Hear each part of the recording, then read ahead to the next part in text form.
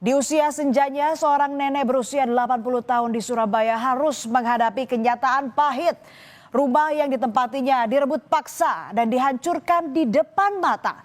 Rumah tempat dirinya bernaung rata dengan tanah. Tangis dan luka jadi saksi saat kekerasan datang tanpa belas kasihan. Kasus yang berawal dari silang sengketa kepemilikan rumah ini berujung ke ranah pidana.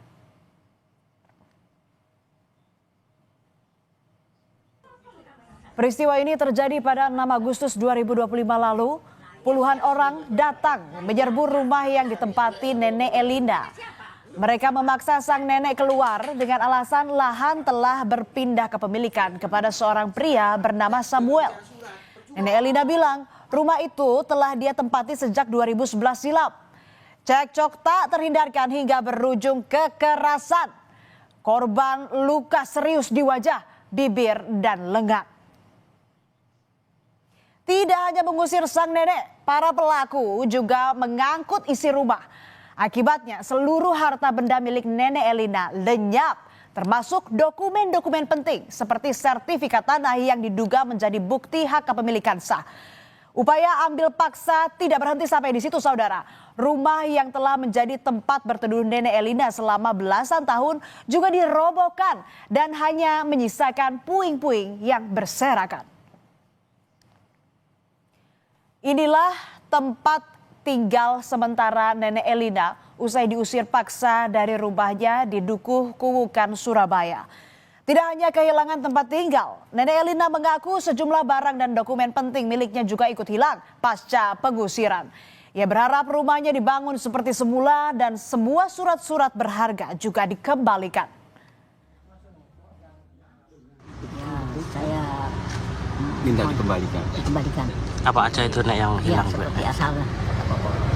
Surat-surat, Iya. surat tanah, sertifikat, terus kendaraan,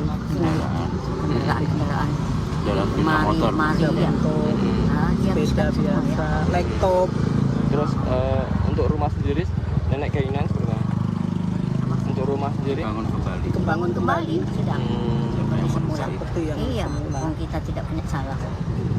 Namun belakangan rumah yang ditempati Nenek Elina diklaim telah berpindah kepemilikan. Samuel mengaku telah membeli rumah itu dari mendiang Elisa di tahun 2014. Ia juga mengklaim punya bukti sah surat jual beli dan letter C atas rumah yang ditempati Nenek Elina. Bahkan Samuel menyebut dirinya telah memberi peringatan berulang kali kepada Nenek Elina untuk mengosongkan rumah. Saya beli dari Tante Elisa tahun 2014, ini suratnya. Nah, kalau Bapak pengacara ini apakah perwakilan dari siapa? Katanya dari Bu siapa? Elina. Oke. Kalau gitu Pak, ini surat saya. Suratnya jenengan mana? Supaya kita ini sama-sama punya argumentasinya. Dari gini. Upaya hukum yang ditempuh Nenek Elina perlahan membuahkan hasil. Satu persatu pelaku pengusiran dengan kekerasan terhadap Nenek Elina akhirnya ditangkap. Sejauh ini sudah 3 orang ditetapkan sebagai tersangka dan tengah menjalani proses hukum. Ketiganya dijerat pasal 170 KUHP tentang pengeroyokan atau penganiayaan. Jadi penjual sama pembelinya itu satu orang, seolah-olah dia sudah melakukan ikatan jual beli.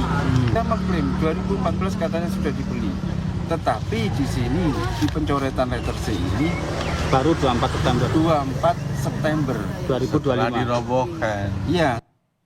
Setelah memeriksa sejumlah saksi serta barang bukti, polisi akhirnya menangkap dan menetapkan 3 tersangka pengusiran dan kekerasan terhadap Nenek Elina.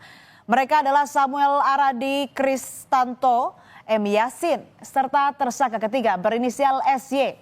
Ketiganya kini ditahan di Mapolda, Jawa Timur.